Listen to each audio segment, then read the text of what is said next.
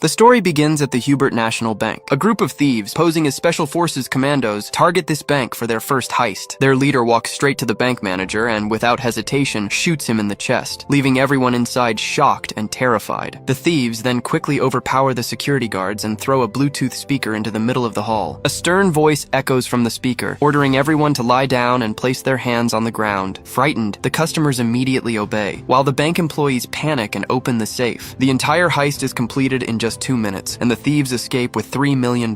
While fleeing, they leave behind a motion-activated bomb. A threatening message from the same speaker warns that if anyone stands up or calls the police, the bomb will explode within 15 minutes. As the leader exits, he looks at the CCTV camera and shoots it, destroying the evidence. Within moments, the thieves vanish into the city streets as if they never existed. About 25 minutes later, the FBI receives news of the robbery. The only clue left at the scene is a fingerprint found on the bomb. No other evidence is discovered, leaving Secretary Jonathan puzzled. He cannot understand why the thieves killed the bank manager after completing such a clean operation. Jonathan suspects there is a deeper secret behind the crime, so he begins searching for answers. His partner informs him that the police have already taken the bomb into custody. This angers Jonathan, who questions why the police are interfering in an FBI case. Furious, he goes directly to the police station and confronts Police Chief Brian. He demands that any evidence found be handed over immediately. Brian, clearly nervous, explains that the fingerprint belongs to a man named James, a former Special Forces soldier. 5 years earlier, James and his team kidnapped several college students and demanded ransom. When the ransom was not paid, the students were killed. Later, another army unit tracked down and eliminated all the rogue commandos. Now, only James's younger brother, Ranger, remains alive from his family. The police suspect that since James and his team are dead, Ranger may have committed the robbery and somehow planted James's fingerprint at the scene using advanced technology. Just then, Agent Wells arrives with new information. He reports that Ranger was seen in a store at the exact time of the robbery. This creates a mystery because it would be impossible for one man to be in 2 places at once. Hearing this, Jonathan realizes that the thieves are deliberately trying to mislead investigators. The way they are operating suggests they are not truly from the Special Forces, because trained commandos would never leave fingerprints behind. Therefore, these people are either very naive or extremely clever. While the agents are still trying to unravel this mystery, another heist takes place. This time, the thieves threaten to kill the bank manager's family and force him to open the safe. The manager, wearing an earpiece, enters the bank and, out of fear, sends everyone outside for breakfast. He then opens the safe with trembling hands. As soon as the task is completed, the thieves move toward the bank. They encounter a female employee leaving the building, who, in panic, is about to trigger the alarm. However, the manager stops her and manages to calm the situation. Once again, the thieves play the same harsh voice through the speaker, taking control of the entire bank. But this time, instead of stealing money, they take important documents from a secure vault. The most surprising part is that they arrange medical treatment for the injured guard, and even ask the same female employee to bandage him. This makes it clear that these people do not kill without reason. It also raises the question of why the bank manager was killed during the first robbery. The answer begins to emerge shortly afterward. A third manager is leaving for the office in the rain when a thief suddenly opens his car door and drags him out. He falls onto the wet road, and before he can react, a knife is driven into his neck.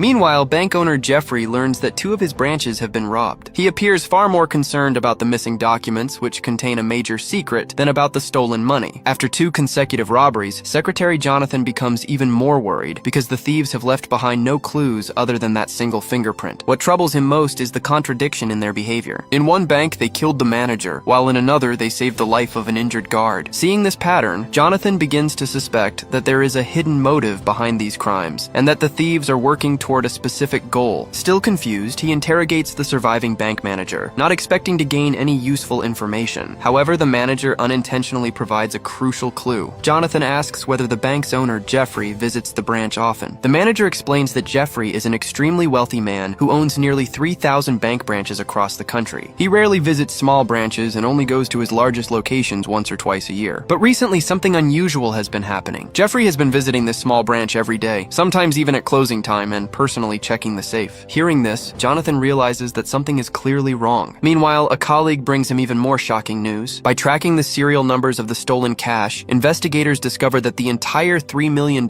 has been donated to a charity. Police Chief Brian had not shared this critical information with Jonathan, which makes him even angrier. He immediately orders Agent Wells to work with Brian and investigate the matter further. The technical department also confirms that the fingerprint on the bullet belongs to James. This troubles Jonathan the most, because he cannot understand how a man who is already dead could appear again. By now, evidence carrying James's fingerprint has been found at both crime scenes, which deepens Jonathan's confusion. He begins to believe that something hidden in the old kidnapping case is now coming to light. With this in mind, he orders one of his colleagues to keep a close watch on Jeffrey and uncover every possible detail about him. The next day, Jeffrey himself arrives at the bank manager's funeral, accompanied by the area's political leader. Jonathan finds it extremely strange that so many influential figures have attended the funeral of two small branch managers. His suspicions grow even stronger. Meanwhile, Brian is forced to investigate alongside Wells. During their investigation, they discover a crucial witness. A security guard at a jewelry shop explains that he has a habit of noting vehicle registration numbers whenever he becomes suspicious. He had also written down the number of the thieves' car. When the number is checked, it turns out the car is registered in Ranger's name. Upon receiving this information, Brian immediately orders Ranger to be arrested. Meanwhile, at headquarters, Jonathan discovers a strange file that he initially assumes is part of an investigation report. However, inside he finds several photographs. These images show Jeffrey and the area leader in close association, making it clear that the file was intentionally sent by the thieves. After connecting all the clues, Jonathan decides that he must confront Jeffrey directly. The next day, he goes to the bank headquarters to meet him. During the conversation, Jonathan mentions Jeffrey's deceased younger brother, who was a victim of the old kidnapping case carried out by the same special forces group that included James. Jeffrey remains calm and refuses to respond to Jonathan's questions. But when Jonathan directly asks what was contained in the stolen documents, Jeffrey's face suddenly changes. Seeing this reaction, Jonathan realizes that Jeffrey's repeated visits to that small branch were not routine, but connected to a serious secret. Enraged, Jeffrey calls security, and Jonathan is forcibly removed from the headquarters. At that very moment, the thieves begin their third operation, this time targeting the bank's main headquarters. They move with precision and coordination, each member carrying out a clearly defined role. They cross the main lobby, where security is tight and the area is crowded with customers. Despite this, the thieves proceed smoothly and attempt to enter the main section using cables. At the same time, Jeffrey's guards are escorting Jonathan outside. Jonathan suddenly notices the thieves and shouts for everyone to lie down, causing panic inside the bank. The thieves seize the moment and grab a security guard, and Jeffrey himself appears at the scene. The FBI opens fire, a bullet accidentally strikes the security guard, and Jonathan's gunfire hits one of the thieves, who falls to the ground as if dead. However, the man suddenly gets back up and launches another attack. Seeing the situation worsen, Jonathan first takes Jeffrey to safety, and then confronts the thieves again. But this time, the thieves overpower him, and along with the injured security guard, Jonathan barely manages to escape with his life. The thieves complete their task. After a long confrontation, Jeffrey is left with only one bodyguard, who is on the verge of collapsing from exhaustion. The most surprising part is that the thief standing in front does not attack the bodyguard. From beginning to end, their only real target has been Jeffrey. The thief asks the bodyguard to drop his weapon. However, one of his companions suddenly arrives and shoots the bodyguard in the forehead. Seeing this, the leader angrily shouts at his own man. At that very moment, Jonathan seizes the opportunity, attacks, and kills the thief who fired the shot. The leader, however, is captured alive. As the situation begins to turn, one of the remaining thieves immediately takes a female employee hostage to negotiate the release of his captured companion. Negotiations take place between both sides, and an exchange is agreed upon. Jonathan knows that if he releases the thief, his own life could be in danger. Surprisingly, the thief keeps his word and orders his companions not to fire. All the thieves quickly flee, and the FBI seals the entire crime scene. When the technical team examines the body, they discover that the fingerprints have been erased, and even the teeth have been removed to prevent identification. Meanwhile, Brian receives a call informing him that Ranger has been located. Brian and Wells rush to the scene, but inside the house, they find only Ranger's sister-in-law. She explains that after James's death, whenever Ranger visits, he leaves money for household expenses so the children can survive. Brian realizes this information may not lead anywhere useful. Soon after, he receives news that Ranger has been spotted near an old house where the other thieves may be hiding. However, Brian hides this information from Wells. The real reason is personal. Brian's wife has been battling cancer for a long time, and his limited salary makes it impossible to afford her treatment. Remembering his wife's suffering pushes Brian toward making a difficult decision. Meanwhile, the next morning, Jonathan receives an unknown file sent by the thieves. After seeing its contents, he is shaken. The file contains evidence of Jeffrey's crimes, revealing a secret he had hidden for years. It turns out that Jeffrey himself had orchestrated the earlier kidnapping plot to maintain control of his family's estate and prevent it from being divided. He bribed a military officer to fabricate documents for a fake counterterrorism operation. James and his special forces team were assigned to that very mission. Believing they were targeting real terrorists, the team carried out the raid, but later they discovered the truth. The victims were unarmed college students, including Jeffrey's Jeffrey's own younger brother. After learning this, the entire team was devastated. They realized the orders they had followed were based on lies and immediately sent a report to higher authorities. But before the truth could be revealed, another special forces unit attacked them. James's team was unprepared, and in the sudden assault, they were killed one by one. James was also believed to have died in that attack. Jeffrey's younger brother was killed, leaving Jeffrey as the sole heir to the entire estate. To hide his crime, Jeffrey paid a large sum of money to certain army officers to have James and his team declared traitors. He had already bribed 3 members of James's unit to strengthen his plan. These 3 men later turned out to be the 2 bank managers who were killed by the thieves, and the third was the same leader seen at James's funeral. On the day of the mission, these 3 men took leave under various excuses and later testified against their own comrades. After James's team was eliminated, Jeffrey absorbed these men into his network and used them to expand his influence and power. He believed his secret would remain buried forever and that he would continue living a comfortable and powerful life. However, some Special Forces soldiers had actually survived the mission. Over time, they discovered that Jeffrey had manipulated them and made them responsible for killing their own innocent brothers. This truth haunted them for years and never allowed them to live in peace. After leaving the army, the surviving soldiers reunited and decided to take revenge. Their goal was clear. Jeffrey and his associates had to be punished. Jonathan, now fully aware of the truth, suspected that Ranger had a deep connection to the entire operation. He also believed that the money Ranger had been giving to Marta might be part of the stolen cash.